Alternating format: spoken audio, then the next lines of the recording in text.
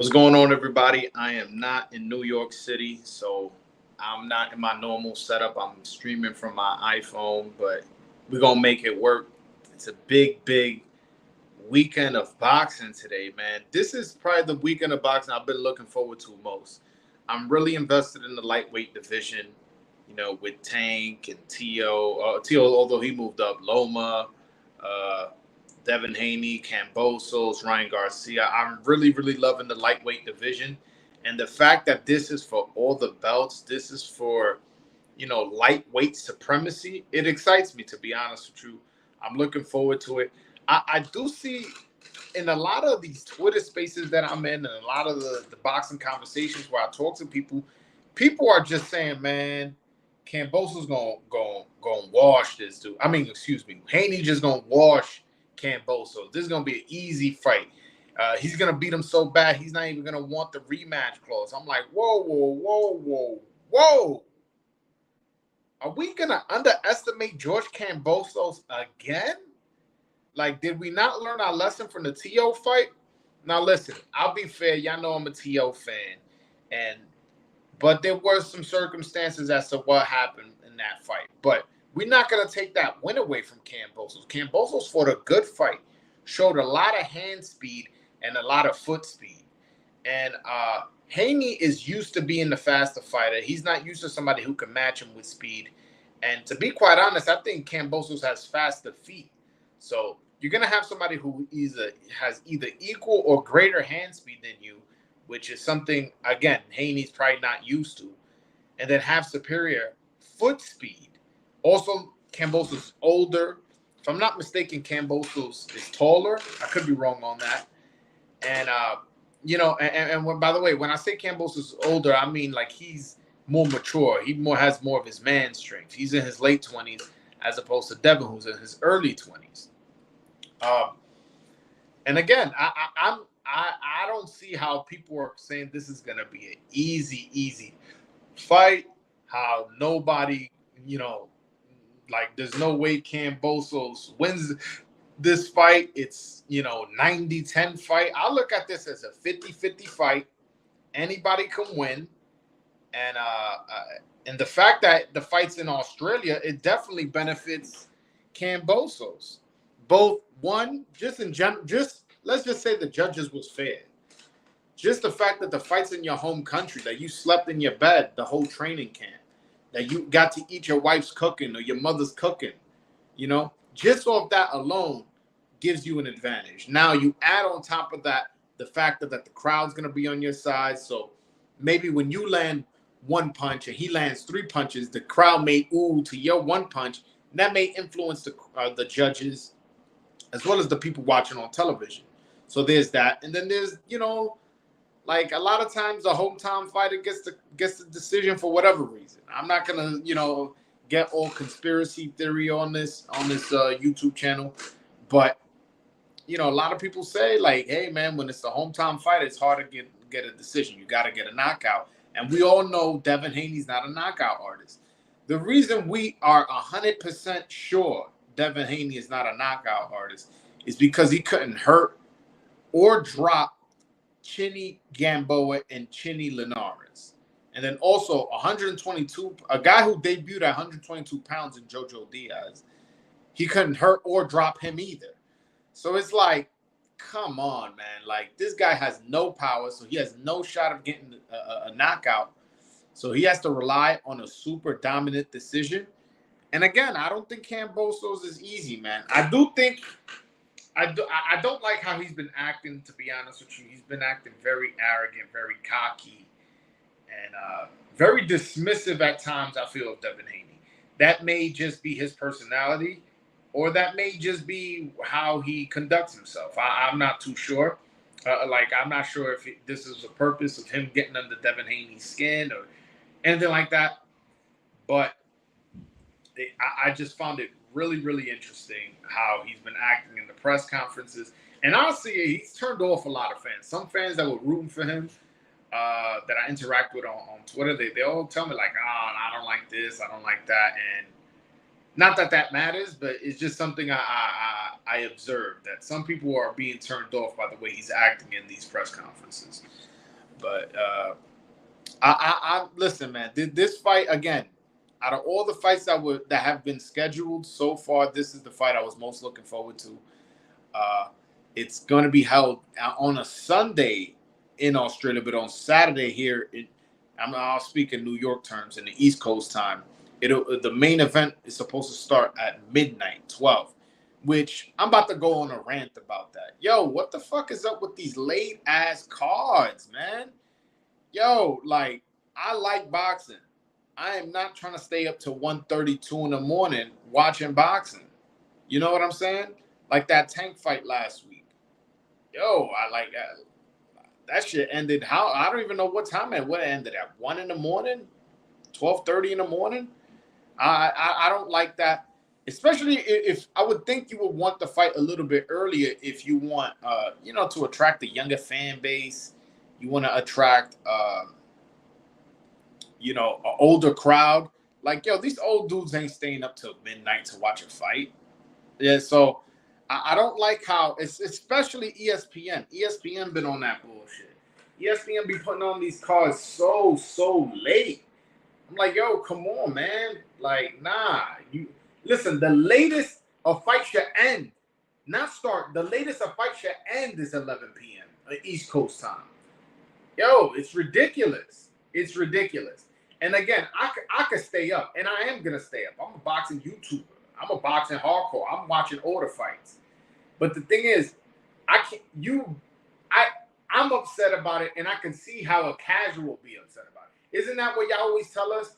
Oh, the casuals don't know that fighter. That's why this fight can't happen. Isn't that what y'all saying? That y'all trying to appeal to the casuals? But then y'all want to put a fight on midnight that probably won't end until 1 in the morning. Like, does that make any sense? I don't know, man. I'm. That's one thing. I probably sound like an old man complaining, but I'm pretty sure I'm not the only one who feels this way, especially living in the East Coast. Like, for you West Coast guys, if a fight ends at 1 in the morning in East Coast, was that 10 p.m. for you guys? So for you guys, that's perfect. Like, listen, if I lived in the West Coast, I would not be complaining. If a fight ended at 10 p.m., I still got the night ahead of me. Not that I go clubbing anymore, but after a fight, 10 p.m., I could go to a club right afterwards. I could go get dressed, go to a club. But yeah, I ain't mean to go off on a rant about the time, but I'm not feeling that trend that's happening in boxing. But also on this Saturday, Danny Roman versus Stephen Fulton is going to be fighting. That's going to be a good fight, an important fight at 122 pounds. This is actually a double mandatory for Stephen Fulton, which I love. Danny Roman is not only the WBO mandatory, he's also the WBC mandatory, which is the only two belts that Stephen Fulton has at 122 pounds. So meaning if he beats Danny Roman, he is clear from his mandatories for a year, and I believe the WBO does 18 months, so it may be even a year and a half. I do like that, and it's a competitive fight. It's a good fight. It's one every fan I talk to is excited about. Every fan I talk to is letting me know this is a fight they're looking forward to. So I like that fight, and also again the double mandatory. And the winner of this fight could be fighting MJ Akhmadaliev for undisputed. Akhmadaliev has the other two belts. He has the IBF and the WBA. Let's say Stephen Fulton beats Danny Roman. Who's to say that won't be both of their next fights? I love undisputed fights. Again, this fight this Saturday is for undisputed. And actually, I spoke with Stephen Fulton on a Twitter space one time, and he told me it's more important to him to go undisputed than to fight in a Nui for bigger money. He said, listen, 122 has never been undisputed. He goes, I want to be the first ever to go undisputed in the four belt era in 122 pounds. And so he made it clear to me when I asked that question that this is very important for him going undisputed. And that is something he's looking to do. So, again, none of that is possible if he doesn't win this weekend. So, for you guys who watch boxing as much as I do, this Saturday is going to be a very, very entertaining night of boxing. There's going to be Devin Haney versus Kambosos on ESPN, and then on Showtime is going to be Danny Roman versus Stephen Fulton. I really like both fights. I'm looking forward to it. By the way, the link is pinned to the top of the chat if you guys want to call in. And but yeah, I love this fight. Listen, boxing is in a good space. I say it every time, and I know I sound like a broken record, but fuck it, man. Like I just really, really want to say that boxing is in a great space, and it's a great time to be a YouTuber. It's a great time to be a boxing YouTuber. And y'all be seeing me, making moves, Samson Lukowitz with the amazing camera footage. You know what I'm saying? Asking the right questions. Part 3 coming out tomorrow, by the way. Part 3 coming out tomorrow. So, but yeah, no, I got a lot of good information out of that Samson Lukowitz interview, and it seems to be doing good on Twitter. People are reacting to it, and my YouTube as well. People are reacting to it. People are liking it. And again, the juicy stuff hasn't even come out. How he met Stephen Fulton. Stephen Fulton, you hear me? Sergio Martinez. How he met Manny Pacquiao, because he discovered both of those guys. A lot of people don't know that. So, hold on, I gotta guess. Vivi, my guy, what's going on, bro? Good afternoon. Good afternoon. I was just listening to you talk about the great weekend of fights we have coming up. Stephen Fulton, the unified super bantamweight champion of the world, and Danny Roman, the former unified super bantamweight champion of the world. That's a phenomenal fight, and then obviously undisputed between Devin Haney and George Kambosos Jr. I'm looking forward to both of those fights. Yeah, bro, I'm looking so forward to both those fights. I'm both those fights I feel are going to be entertaining. I'm not too sure how, in terms of in the ring, how both how Devin Haney and Kambosos plays out, because Kambosos usually is an offensive fighter, but in his last fight against Teal, he boxed more than come forward. And Haney is usually more of a defensive fighter. But if you look at his last, I guess, 2 fights, he's looked a little bit more aggressive. So I don't know which Kambosos and which Haney's going to come out. But I'm predicting that a fight at this level of, importance, it can't be a bad fight. Yeah, I think with the fight of this magnitude, we're going to see both guys at their best. I think George Kambosos has proven, at least in the 3 fights that have been at a higher scale, that he can really do it all, and he has shown a lot of versatility in his game. It'll be interesting to see Devin Haney's game plan, because I think there is a blueprint to beat George Kambosos, and we'll see if Devin Haney can implement that. And if he does, then we're looking at a 23-year-old undisputed lightweight champion. Yeah, the youngest undisputed champion in the 4-belt era. But when you say there's a blueprint to beat Kambosos undefeated, what do you mean by that? I think Kambosos does a lot of things well, but I think he also gets a little bit I think against Teofimo Lopez, he got a little carried away and he got a little over aggressive, and I think he can kind of be baited into shots on the front foot as well. And I don't know. I think Kambosos has quicker hands than Haney, but obviously it's not like too different. It's a very marginal difference. But I think if Devin Haney can really try to bait George Kambosos in, he could catch him. But I think it'll be like Devin Haney fighting on the back foot and just boxing Kambosos' ears off. Yeah, I mean, it's an interesting fight. Again, I don't think Devin Haney has ever fought somebody who has either as fast or faster hands than him. I also think definitely Kambosos has much faster feet than Devin Haney. And Devin Haney at times, although skilled, at times has seemed to lack mobility when he's trying too much with the Philly shell. So I'm very interested in this fight. What's your prediction? I'm curious as to who you got winning that fight. I'm picking Haney by decision, but I think you bring a good point there, especially fighting a guy like Kambosos. Devin Haney has really flashy feet, but he's not as efficient as some of his peers. Yeah, no, I totally agree. I think Kambosos wins this fight. Actually, I think Devin, this is my prediction. I'll break it down with you on since you got me in my prediction bag. I was gonna wait till later in the show, but you my guy, Vivi. I'll give you the exclusive. The way I look at it is Devin Haney knows he's in Australia, so he's gonna be like, all right, I need a knockout, so he's gonna be a little bit more aggressive than he would in other fights. And with that, Kambosos is gonna box, and he's gonna realize that he's a much faster fighter, in feet wise, I'm saying. And that he's just gonna box and then box and then box, and Haney's just gonna keep getting aggressive. And then once he realizes, oh no, I'm losing the fight, it's gonna be too late. And then again, the close rounds are gonna go to Kambosos, his home country, and that's just the way boxing is. Although the judges are neutral, the crowd influences the judges, and Kambosos lands one hard punch and Devin Haney lands four. They're gonna react to the Kambosos punch. So there's a lot of that going on. I'm picking Kambosos by decision. I'm picking a upset, which a lot. It surprised me that so many people look at this as such a lopsided fight.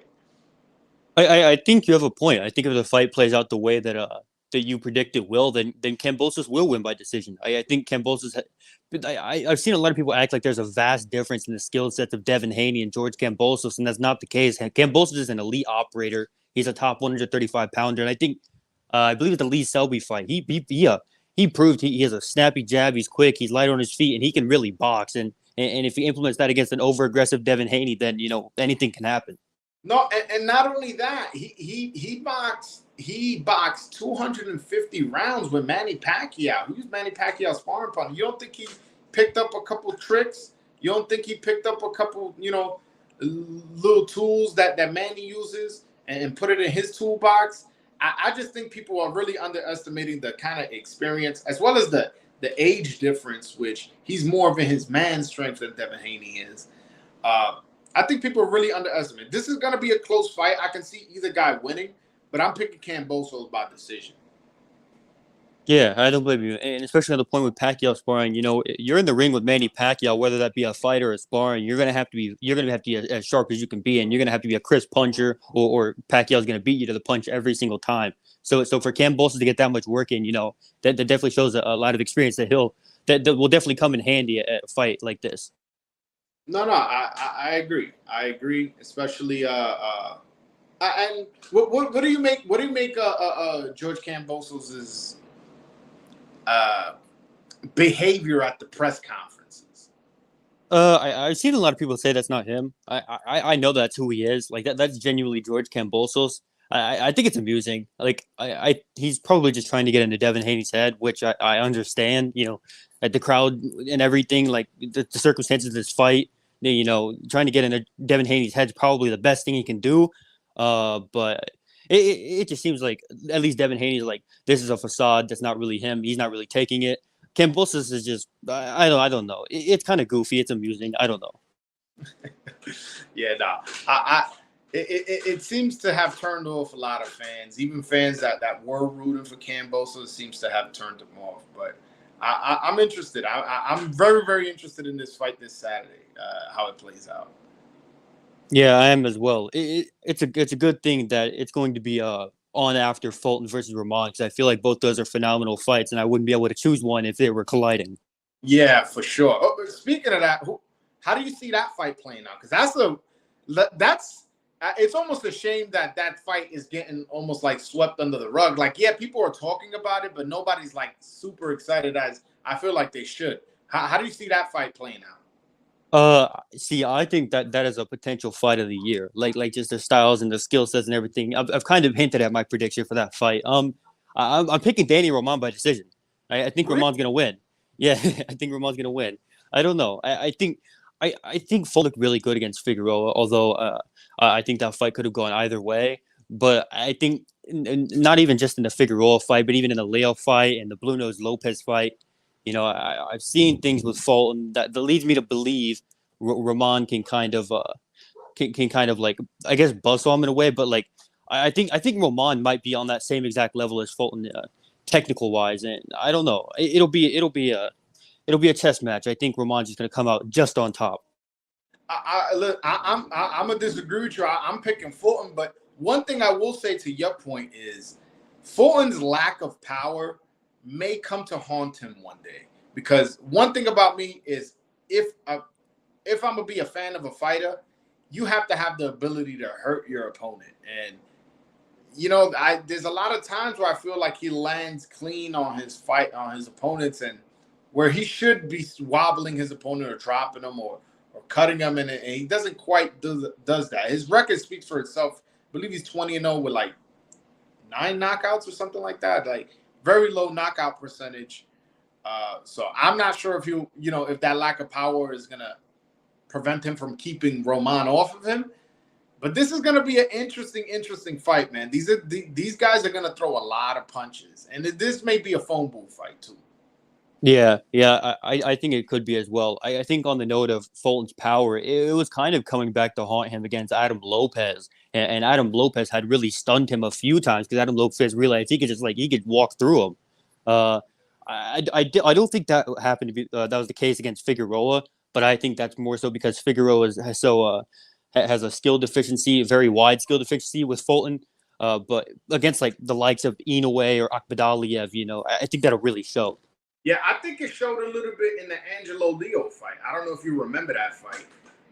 Angelo Leo put some hands on him. I thought Fulton won. I'm not gonna sit here and say, but I feel like Leo did some good work, and part of that was because he couldn't keep him off. Yeah, no, Leo had his spurts in that fight. I think that's part of it. One of the points that I've made and I've been pretty consistent on with the Roman fight is Fulton looks a bit flustered when people start to come in on him. He looks like he gets overwhelmed a little easily, whether that be like the lack of power or whatever it may be. He looks like he kind of gets like just flustered really when someone's fighting on the inside with him. Yeah. All right. Remind me on either fight, is there any undercard fight that should I know in the ESPN there's no undercard fight we should be looking out for. What about Showtime? Because Showtime usually does have good undercards. I feel like I heard an undercard fight for the Showtime one, but I don't remember what it was. But I do remember the David Morrell fight. I'm not really interested in that though. The only undercard fight on either of those that I'm really looking forward to is Jason Maloney versus Aston Plichte, but that'll be on after the main event because the Maloney twins are bringing a huge crowd and they want to appeal to the Australian fan base. Wow, really? So somewhat the Kambosos fight is an undercard fight to some degree. Yeah. Both of the Maloney twins are on after the main event. Damn, that's weird. So that'll be on ESPN Plus or something? Yeah, probably. I think so. Wow, you breaking news to me. I was not aware that was going on. Honestly, the reason I haven't even looked into the undercards is because both those fights really just like if ESPN just put that fight out, I wouldn't even be mad. The same thing with Showtime. I'm like, those fights are good enough and important enough. One for undisputed, one a 2-belt defense, 2-belt mandatory defense against a quality opponent in Danny Roman. Those two they're good just on their own, man. Like as a customer of Showtime, and I guess ESPN. I do have ESPN, so I am a customer. And a customer of ESPN, I'm satisfied with just the main event, and anything else is little like everything else is extra. It's like, oh, look, we got this too. Yeah, no, I agree. I think both of those fights are phenomenal, but even though the undercards aren't super interesting, I really like David Morrell. I think he's a phenomenal fighter. I like the Maloney twins, and I really like Justice Hooney, who's also fighting on the Kambosos undercard. I gotta see more of David Morrell. I keep hearing people saying he's this, he's that, and although I guess his fight with Alton X Fox was okay. His fight with Alton X Fox, that's a decent opponent, but even that, he caught him with a couple rabbit punches, and I felt like the stoppage was a bit early. I haven't seen nothing that necessarily wows me just yet. I'm not saying he's not going to be what you guys are making him out to be, but I'm just saying I have not seen it. What is it you see that makes you think he's this, this good, like, up-and-coming prospect or a contender? He's technically WBA regular champion. Yeah, no, I think he definitely still has a lot of room to improve, and that'll come as he starts to step up because he's only really fought like Lennox Allen and Mario Cazares and Atlantis Fox. But I think that's really tough opposition for a guy with only 6 fights. And he was willing to step in the ring with John Ryder, who's a top 5 guy at 168 pounds, in my opinion.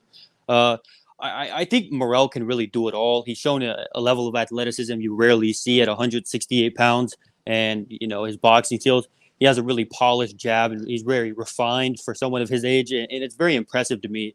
And I think what Showtime and what Warriors Boxing and stuff like that, the plans they have for him is for a very valid reason. Morrell has shown a level of experience and expertise in the ring for such a young fighter that he has it all.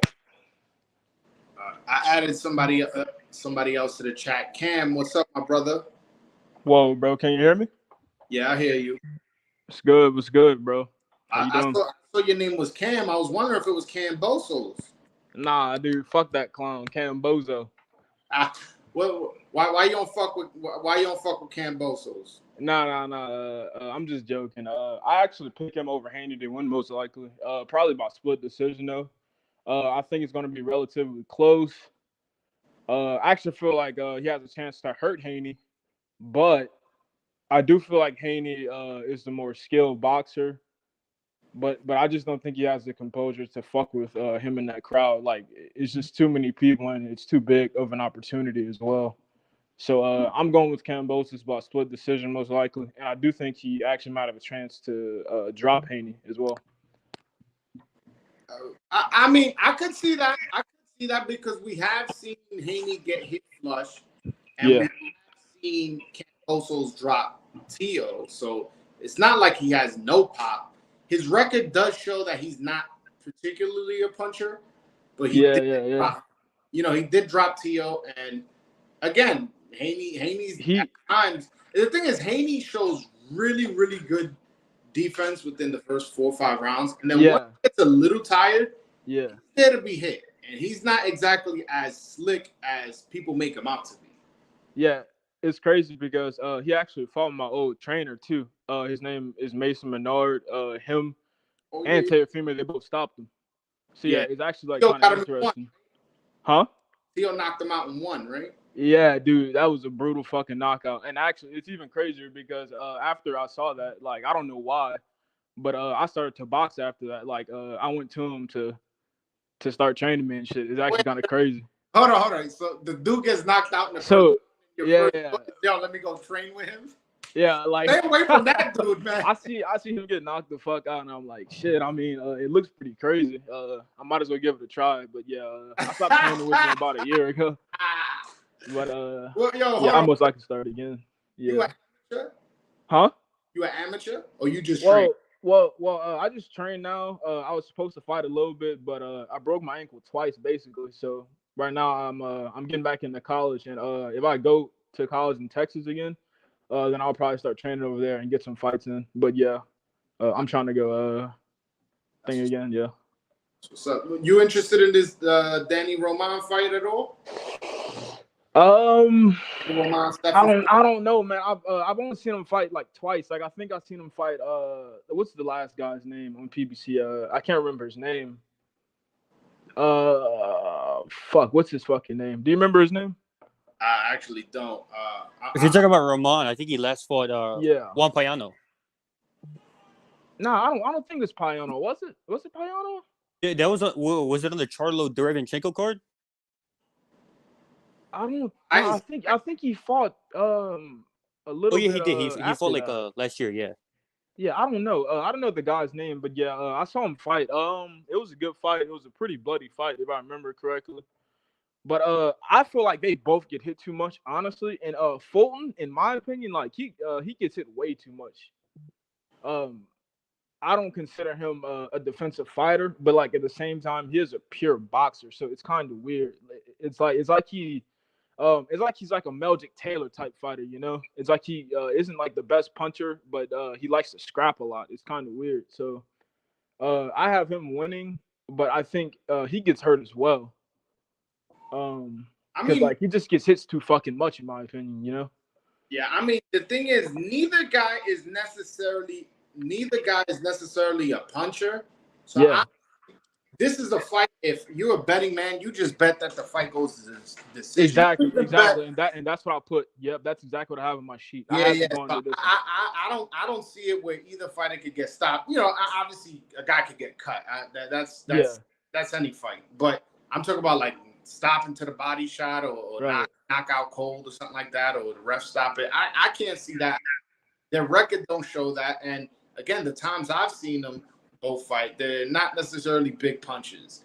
And Yeah, I saw the Leo fight like the other night, and that was a good fight. dude, Fulton got hit a lot, bro. Like he Yeah. got hit a lot. So like I don't trust his defense. And honestly, if the other guy's hitting him, I can't pronounce his last name, but the other bantamweight champion, if he hits him like that, bro, he's probably going the fuck out because that motherfucker can punch. What do you think of that, VV? What do you think about Fulton and Akhmadaliev? Yeah, I think Akhmadaliev stops him. You think I Akhmadaliev? agree 100%. Wow. I mean, that's interesting. I mean, bro, he can fucking punch, and he's a pretty good boxer too. He's an Olympian. What I like about Akhmadaliev most is that he's like strong physically. Like you're not gonna push him around like the same way. Well, not that he was pushing Figueroa around, but he was in a phone booth fighting on the inside with Figueroa. I don't think that would work out with him against Akhmadaliev, man. Akhmadaliev is strong physically. Like you could tell he trained in the snow running. And Yep. You know, like them Eastern European dudes, they strong, man. Hey, bro, they're coming the fuck up, bro. They're like really coming up. Facts, especially from those countries.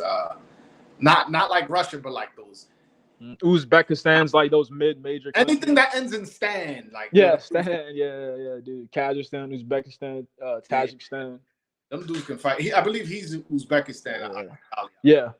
But, him, Beck the Bully, and the other kids, Shakram Giasov, Madrimov, like all those guys, they're nice.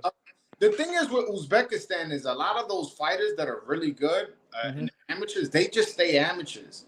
They get paid, they get taken care of. Yep. You know, fly around. There's a tournament in Ecuador, a tournament in Canada, a tournament in. It's kind of like Cuba. They got it good. It's like they have like that same type of treatment as an amateur. Like they get an honor and shit like that, and they get like a lot of support as amateurs. So they just tend to stay amateur. Like that, like the other guy that turned pro kind of recently. It was the heavyweight guy.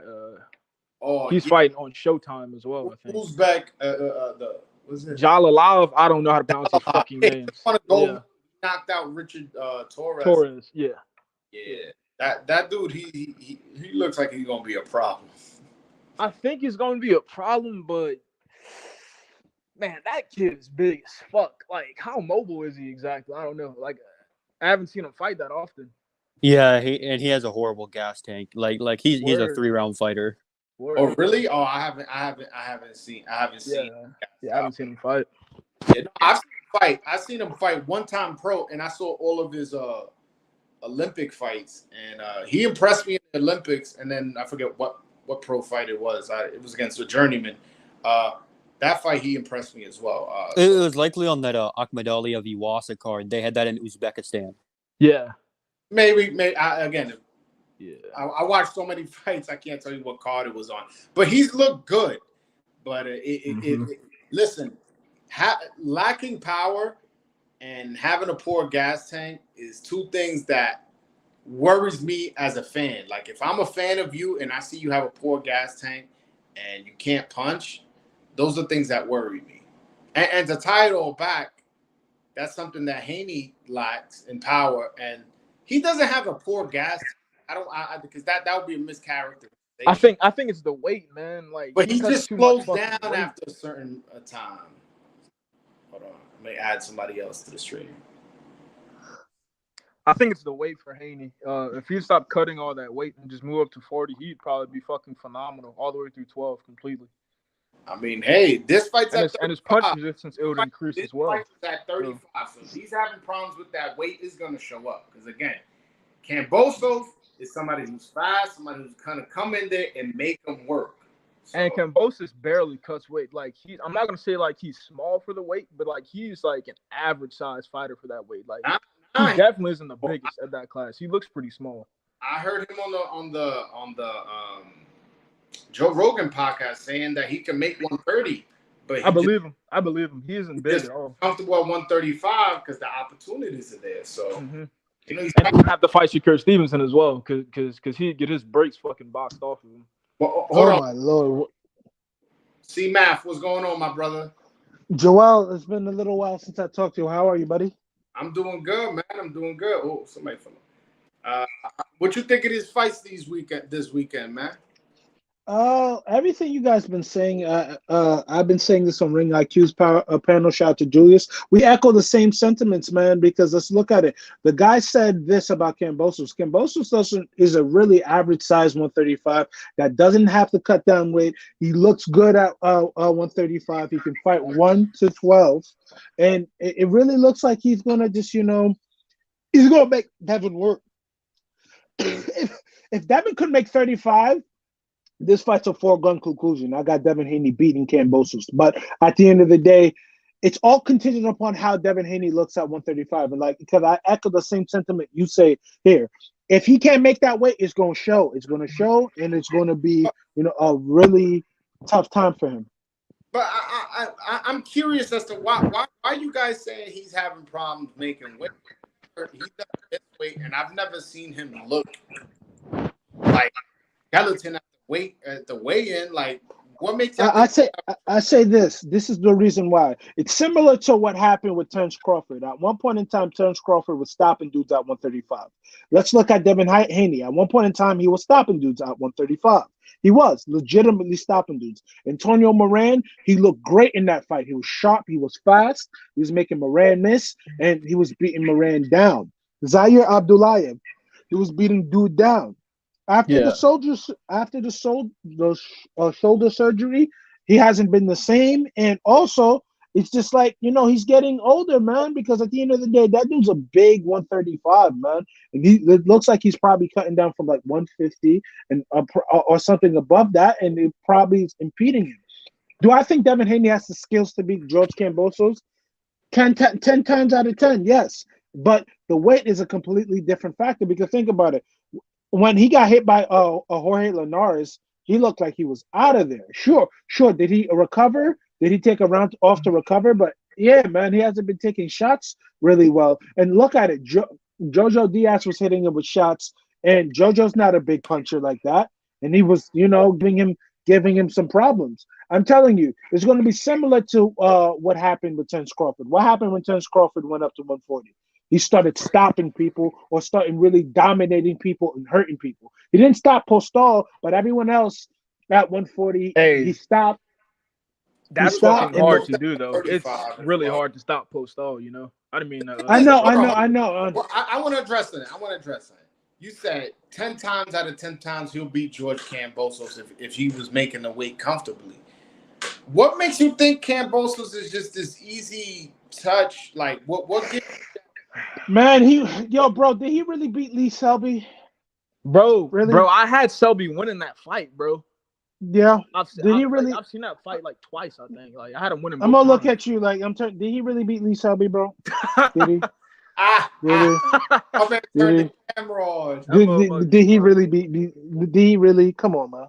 Like, bro, Kambosos is a good fighter. I'm not gonna shit on him, bro. But let's really look at it from this perspective. Teofimo, in the worst physical shape in his life, still dropped you in the 10th round. And if he had a little bit more left, he probably could have salvaged a victory. He could probably have the comeback victory of the year. Bro, let's really keep it a buck. This guy's not a big puncher like that. Like, he was only knocking out Australian level competition. And Mickey Big. Devin's not a big puncher either. You act like Devin's like this nasty knockout. I'm not saying that, but Devin at one point in time was getting people out of there where that was, legitimate guys. Like Zaire Abdullayev, he broke the dude's face. I think he just knocked out Renatos too, yeah. Yeah, man. So do I think pound for pound, like if Devin Haney was making the weight properly, does he hit harder than George Kambosos? Yes. I think Devin Haney hits harder than Kambosos, but not at this point right now. All right, well, Kambosos is a tough guy, and he's very basic. I think a lot of it's timing too. Like his timing isn't better than Kambosos, in my opinion. I feel like Kambosos, like he just hits you with some freaky shit. He like catches you the thing is with off Kambosos, guard and shit. Yeah. because I saw him fight T.O. live. I was there at the fight. I was at the party. Yeah. Footwork, man. His foot. Not I don't want to say his footwork. His foot speed, man. Mm-hmm. It's very good. I feel that Devin Haney has not faced in a long time. I matter of fact, I can't remember a fighter he's faced with the kind of. And you add on top of the fact that Kambosos also has fast hands. It's like I think he's faster too. I think his hands are faster than Haney. I agree. Some people disagree with me, but I think nah, bro, for sure. He has faster hands than Haney? Nah, I can't say that. I think he has faster feet. I think shot for shot, I think nah, bro. I've seen Haney put combinations on dudes. I'm not even talking about the choreographic pads. If you're probably saying he probably has, if you're probably saying if he has faster hands, it's probably because of he probably makes the weight easier, and so he can just ring off some combinations. But yeah, what you're saying about his foot speed, that is good. But again, bro, that dude can get hit, man. Let's keep it a buck. Like, I really look at it like this: if Teofimo's camp wasn't so tweaked out, they would have fought Kambosos early, and they would got Kambosos the fuck up out of there. I'm telling you this now. It was bad management on his side. Hold on, with the Teo fight, I think what happened more so in that was all those delays. I felt like it affected Teo more than it affected Kambosos, because Teo, all those delays, he's the one that had trouble making 135. And maybe it was a little bit hard for him to make it one time, but then he had to do it again, and then again, and then again. Yeah. And by the time the fight happened, it's like there's only so long his body could stay at that weight. And then he did that whole. That's his fault. That's his fault, though. You remember he did that body shot challenge with some fucking guy who's like, Joel. This might be really insensitive, but like, when you do fuck nigga things, you win fuck nigga trinkets. No. Hey, listen, I'm not even gonna argue with that. I'm not even necessarily using that as an excuse. I'm more explaining what happened. I know, but he won a fuck nigga trinket though. He won a gold medal at the fuck nigga trinket award games. He won that. But honestly, the weight cut was for so long, that long training camp, and then he called COVID. I feel like it was more that than anything. There were other factors, yes, but it was more that. Man, at the end of the day, he should stop being so greedy, because that Triller shit wasn't gonna do anything for him. People may not like Bob Arum, but Bob Arum is a very savvy and smart individual, bro. You don't work for the government as an attorney. He was trying to lowball Teo. So did Teofimo Lopez and George Kambosos? Did that fight was that fight a $6 million fight? No. No one knew. How you become lineal champion, bring a belt to the table, then gain 2 or 3 belts, depending if you thought he was undisputed or not, and then you're gonna get paid the same? That makes no sense to me. You gotta get paid more when you get more belts. I feel you, but at the end of the day, ESPN was making Loma #1 fucking pound for pound. You beat in your network's #1 pound for pound. You want to pay me the same after I beat him? Get the fuck out of here, man. Joel, I feel where you're coming from on that. I understand that, but let's look at it like this. Vasily Lomachenko was bringing in more people. I understand they fought in a bubble. But in terms of, monetary things, in terms of that stuff, Teofimo was... Loma's not as big of a draw as people want to make him out to be. Listen. He's a bigger draw than Teofimo. I know, I can tell you that. Yeah, believe that. Believe that. That's bro, they fought. And more accomplished. They fought in a bubble, though. And he lost. Because of COVID. I understand that. I'm just talking... Hold on. We arguing 2 different things. You talk about the Teo Loma fight. Loma got paid more because obviously he was the more popular fighter, brought more belts to the table. Cool. I don't have a problem with Loma getting paid more than Teo. Teo beats Loma. After that, his price got to go up. You're not going to pay me the same that for what I fought for Loma for. That makes no sense. I just gained 2 or 3 belts. Like I feel you. You're right. You're right. That's not. You're That's right. not a. That's not. I a $6 million understand what you're saying, fight. but that's business. If I get the win against the #1 pound for pound guy, if I'm getting belts and I'm collecting them, and T.O. giving 1,000 interviews, always very active on YouTube and giving. I feel you, but ultimately, Bob understands this. That's all good, but does it translate to ticket sales? Does it translate to pay-per-view buys? At the end of the day, Lomachenko, prior to the world going to shit in 2020, was getting those things. And also, let's look at it like this. Bob had favoritism. So I will concede that. Bob had favoritism for Vasily Lomachenko. And everything you are saying is facts. Let's keep it a buck. I beat pound for pound #1. Everyone, when you guys were sycophantously dick riding Vasily Lomachenko, I beat that guy. Whether you want to say, oh, Lomachenko had a shoulder injury, cool. He should have never fought him. I beat him. But Bob understands business. Teofimo Lopez doesn't bring in the business like Vasily Lomachenko does. Yo, and bro, I was at that fight, man. There wasn't a lot of empty seats, bro. It wasn't. I There wasn't a lot of garden, empty seats in right? that Hulu theater. It was in like the secondary arena, right? And listen, not only was there not a lot of empty seats, you also got to remember all those delays. So you imagine had the fight happen on time with the right amount of promotion. Come on, man. Like, T.O. is a draw. T.O. has a presence. When T.O. has a personality, these are incontrovertible facts. I understand that. But at the end of the day, Bob Arum didn't feel that fight was worth that much. And I honestly do believe, like, Bob Arum, for as much of a prick he can be, certain things he can be spot on about. Because at the end of the day, if this was Teofimo versus, Devin Haney, and they got that across the line and they were paying Teofimo the same money that they were for him to fight George Kambosos, as Bob was doing that, then I would say, yo, Bob, you're crazy. But due to the lack of name brand value Kambosos brought, I can understand why Bob thought the way he thought. Sure. And me, as somebody looking at it from the fighter's perspective, if I accomplish more, you got to pay me more. That's the way I look. I feel you. But also, let's look at it. How is this Teofimo's contract structured? Does he get, incentives and stuff like that? We don't know. Ask you this: do you think T.O.'s forget about the accomplishments? Do you think T.O.'s profile went up after beating Loma? Is a pig pussy poor? Okay. Okay, so since his profile went up, why is his pay not going up?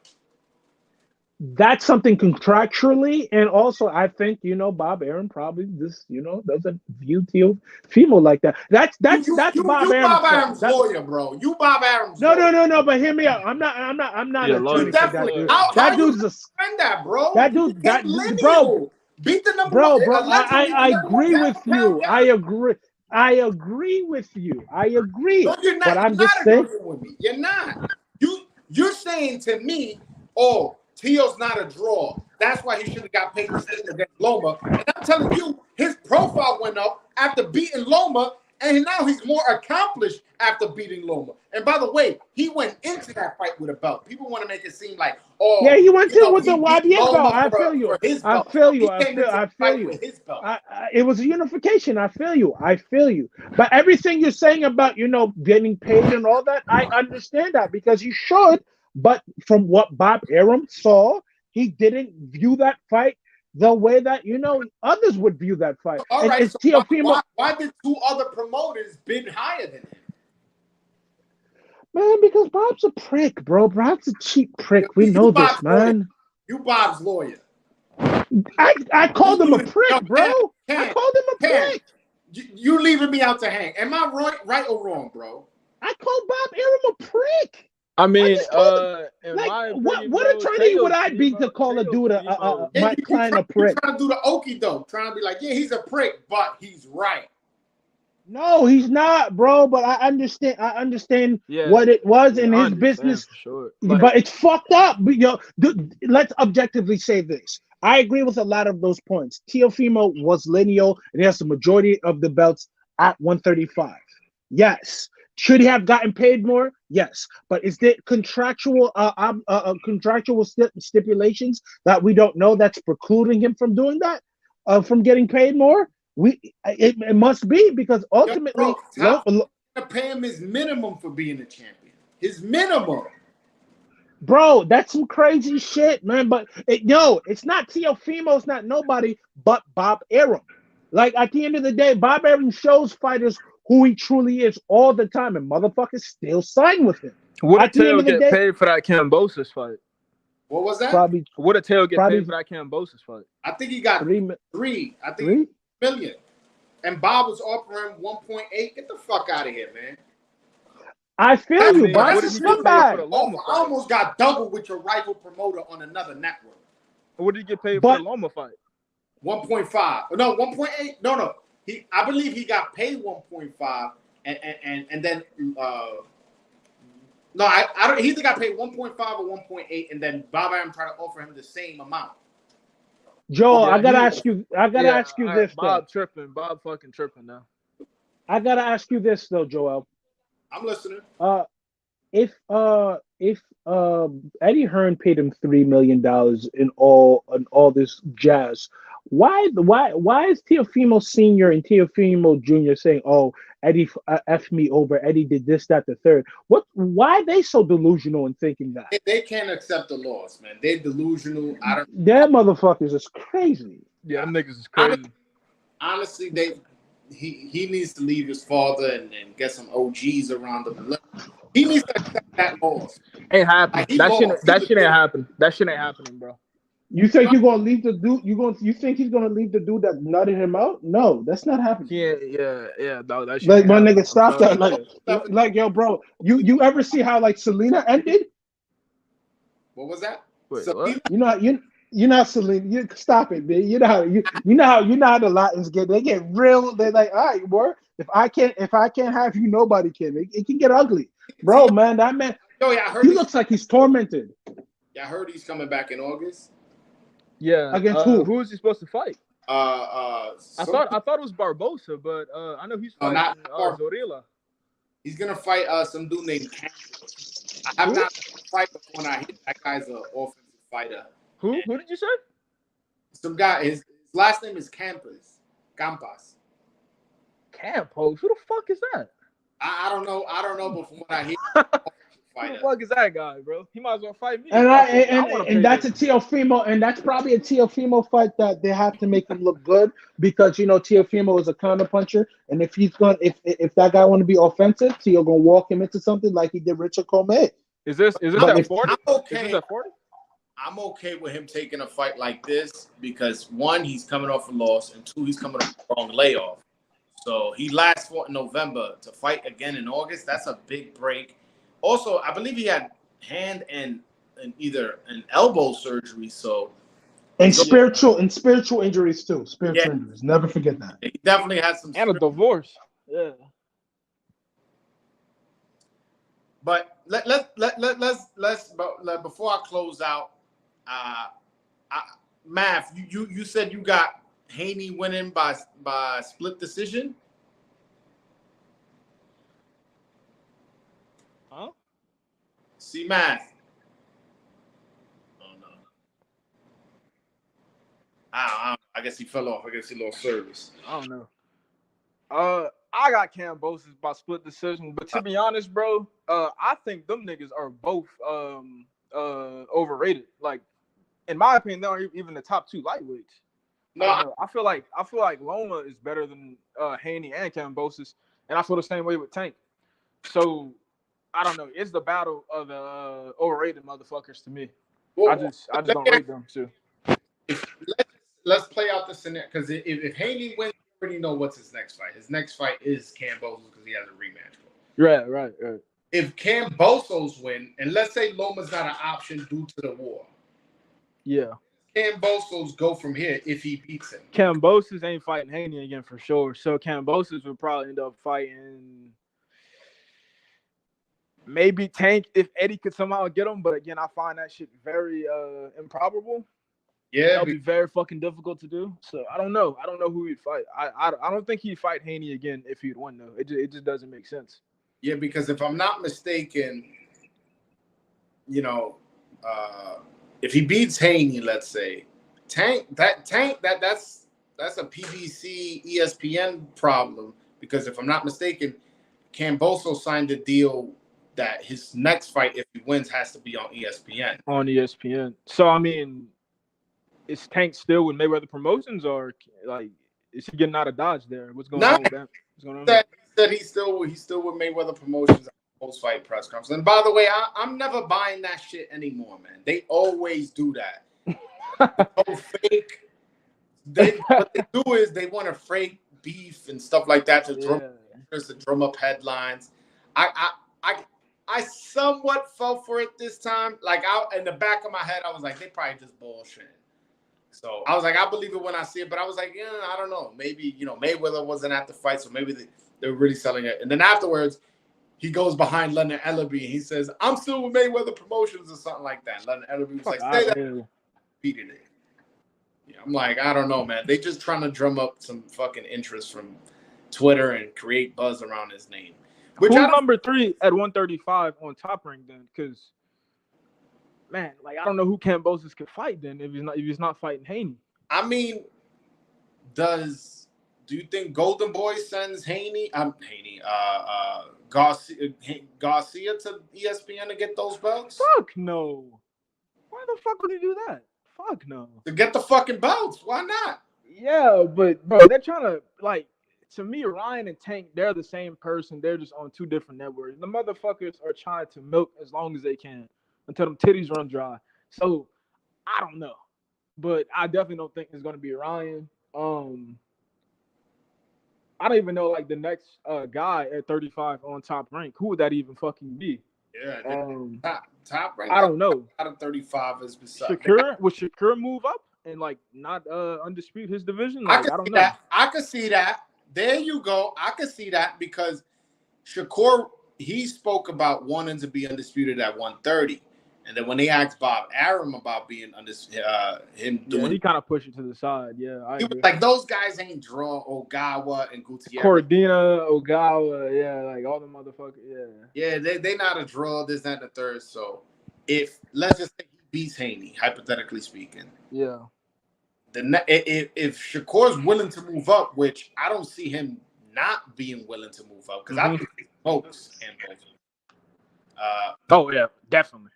Yeah, definitely. Fuck yeah. I could definitely see him moving up in weight and becoming undisputed at 135. And that'll make that division even more interesting because then you got him, Loma, you got Shakur, Loma, Tank, Haney. Well, I think he's gonna move up to 40. Haney and Teo, I think they're done at 35 after like a couple fights. And I want to see that fight. I know that fight was drumming up interest. Yeah. And when it was for the undisputed and all this, I still want to see that fight. Hopefully, each could pick up a belt sooner rather than later at 140, and they could unify and make it a big fight in Vegas or something. Yeah, bro. I don't know. I'm a 140 guy though. Like that's like my favorite division out of anything. I like Matias a lot. That's probably how long you been a subscriber? How long you been watching my channel? Bro, I've been subscribed for probably like 5 months, give or take. I don't know, something like that. I'm Jody High Roller. You know that, right? I'm Jody High Roller. Oh shit! Oh yeah. No, you with Cam here. I don't know. So you know how I feel about 140. 140 is a hot. Yeah. And I think Matias beats every last one of the motherfuckers. Yo, hold on. Don't disrespect my live right now. Elvis Rodriguez fights out. Elvis Rodriguez is overrated as fuck and lost to Kenneth Sims Jr. He can't even beat Kenneth fucking Sims Jr. Kenneth Sims Jr. had a draw with Montana Love. I don't rate Montana Love though. So I mean, I don't know. That means nothing to me. I don't mean shit to me. All right, man. We'll see. I mean, didn't your man get dropped and beat up and bloodied in his fight? Who? Matias. Against Petros. Nanya?